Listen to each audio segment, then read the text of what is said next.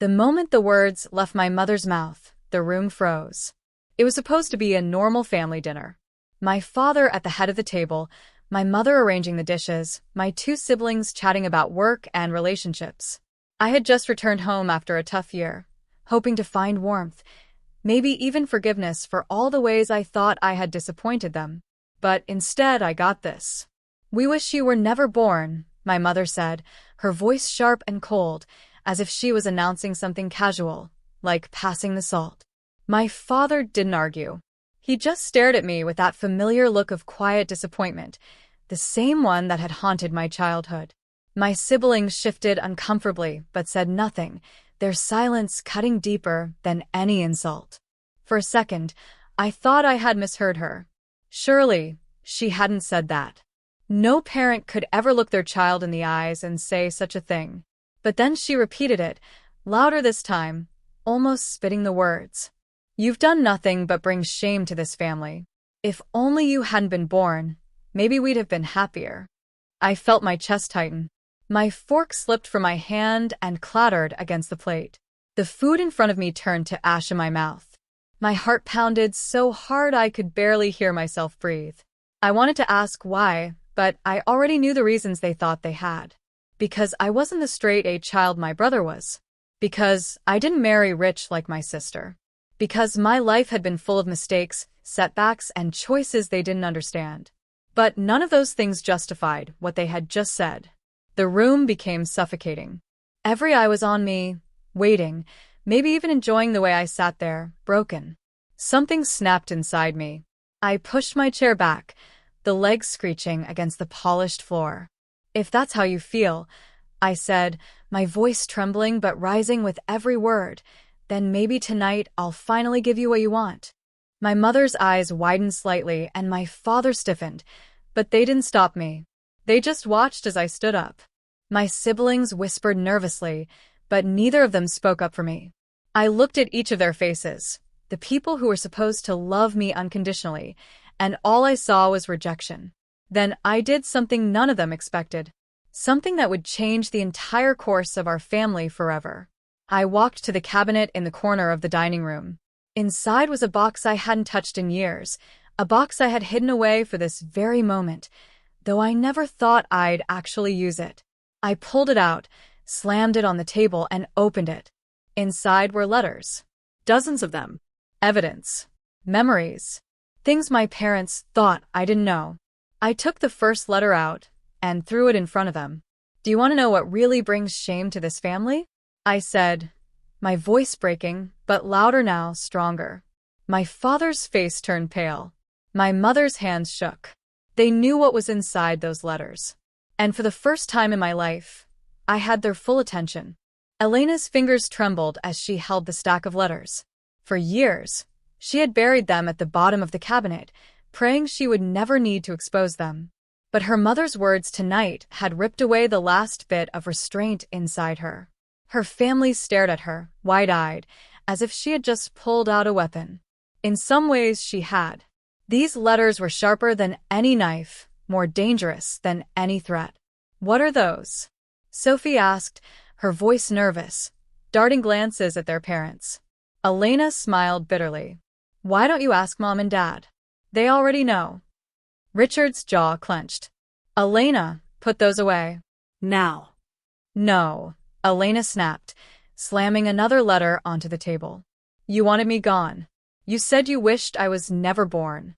Well, if you really want to talk about shame, let's talk about this." Margaret's hands shook as she reached for the envelope, but Elena snatched it back. She wasn't about to let her mother control the narrative again. "You all think I'm the failure, the disappointment," Elena said, her voice gaining strength. "But the truth is, you're living a lie.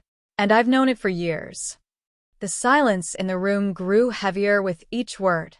Elena tore open the first letter and read aloud. "My dearest Margaret, last night with you is unforgettable. I wish things could be different. But for now, our secret must stay hidden." Sophie gasped. David's fork slipped from his hand and clattered onto the plate. Margaret's face turned crimson. "Elena, that is none of your business." "None of my business?" Elena's voice cracked with bitter laughter. You told me I was worthless. You told me I brought shame to this family. But tell me, Mom, how much shame did this bring? A secret affair with another man while Dad sat here like a fool. Richard's face went white. He looked at Margaret, his lips trembling, but no words came out. Elena tossed another letter onto the table. And it wasn't just one. I found these hidden in your closet years ago. Different names.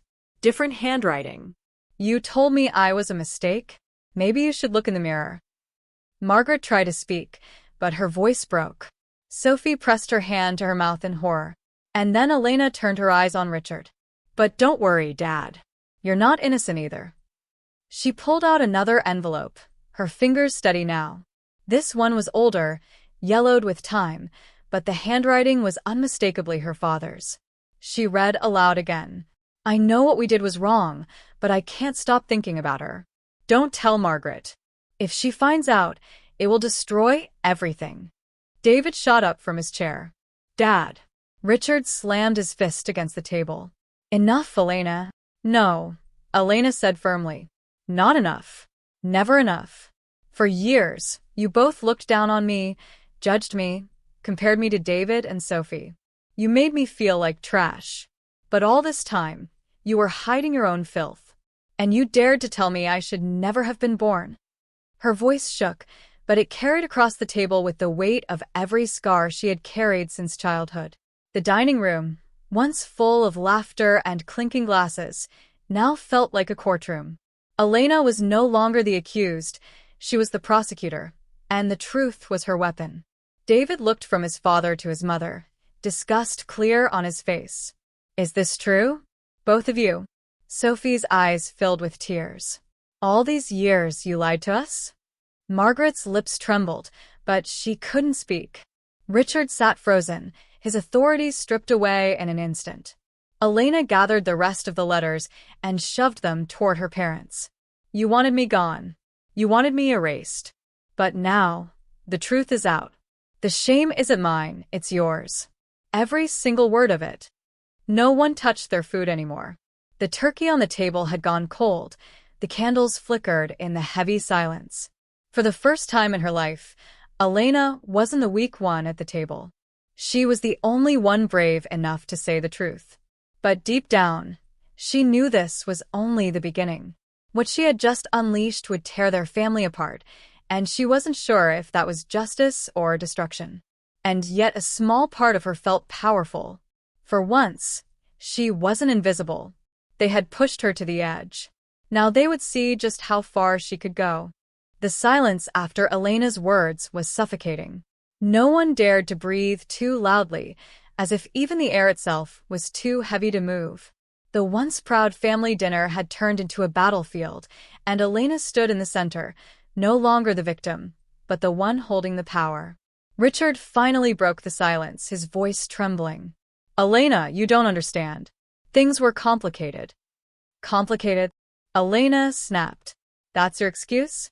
Years of affairs, lies, betrayal, and all you can say is it was complicated? You called me a failure, a disappointment, but look at you both. You were living a lie while pretending to be saints. Margaret's eyes filled with tears, but Elena didn't feel pity. She had shed too many tears herself to be moved by them now. Sophie pushed her chair back, violently. All these years, you made us look down on Elena. You told us she wasn't good enough. You compared her to me and David. And yet, you were the ones who couldn't keep your vows? David stood too, his face red with anger. You ruined everything. You ruined us. Margaret shook her head, sobbing. No, you don't understand. But Elena cut her off. We understand perfectly. You always said family is about honesty, about loyalty. But you never gave me that. You never gave any of us that. Richard slammed his fist on the table again. Enough. This conversation ends now. But for the first time in her life, Elena didn't back down. She leaned across the table, her eyes locked on his. No, Dad. This conversation just began. You can't bury the truth anymore. Her voice cracked, but she held steady. You told me you wished I was never born. But the truth is, You're the ones who don't deserve to call yourselves parents." The words hung in the air like a knife. Margaret's sobs grew louder. Richard's face twisted with rage, and Sophie covered her mouth, tears streaming down her cheeks. David, shaking with fury, turned to Elena. "What do we do now?" Elena looked at him, surprised. For the first time, her brother wasn't looking at her with judgment or mockery. He was looking at her with respect, as if finally he saw her strength. "We don't cover this up anymore," Elena said quietly. "We stop pretending. And she paused, her hands clenching into fists. "I walk away from this house. From all of you. Because I refuse to carry your sins on my shoulders any longer." Margaret's head shot up. "Elena, no. You can't just. Can't." Elena laughed bitterly. "You already wished I was never born. So, what difference does it make if I leave? Isn't that what you wanted all along?" The words stabbed Margaret deeper than any of Elena's revelations. She reached across the table, desperate, but Elena pulled back. "I spent years begging for your love. Years trying to be the daughter you wanted. But tonight I realized the truth. I don't need your approval. I don't need your acceptance. And I sure as hell don't need your lies." Her voice shook the room. David stepped forward. "Elena, if you go, I'm going with you." The room went silent again. Margaret's sobs turned into gasps. Richard's face twisted with disbelief. "What did you just say?" Richard growled. David's jaw tightened. "I said if Elena leaves, I'm leaving too. I'm done living in your shadow. I'm done pretending this family is perfect. You lied to all of us, and I won't be part of it anymore." Sophie wiped her tears, her voice trembling. "Me too." Elena blinked, stunned. She hadn't expected this. For so long, her siblings had stood by their parents, watching her suffer in silence.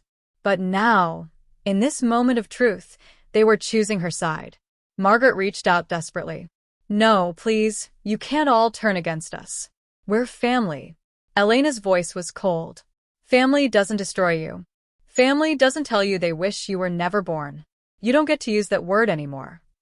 She gathered the letters, tucking them back into the box, and turned toward the door. David followed. Then Sophie. Behind them, Margaret cried out, "Please don't go. We can fix this." "Richard, say something." But Richard sat in silence, his hands trembling, his eyes staring blankly at the table. His authority, his pride, everything he had built, shattered in one night. Elena paused at the doorway and turned back one last time. "You wanted me gone. Now you have it. But don't forget, you destroyed this family, not me." And with that, she walked out. The night air outside was cold, but for the first time in years, Elena felt like she could breathe. Her siblings followed close behind, their footsteps heavy but determined. For once, she wasn't alone. But as she stepped into the darkness, Elena knew this was only the beginning. She had broken free, but the world beyond that house was waiting, and she would have to decide who she really was now that the chains were gone.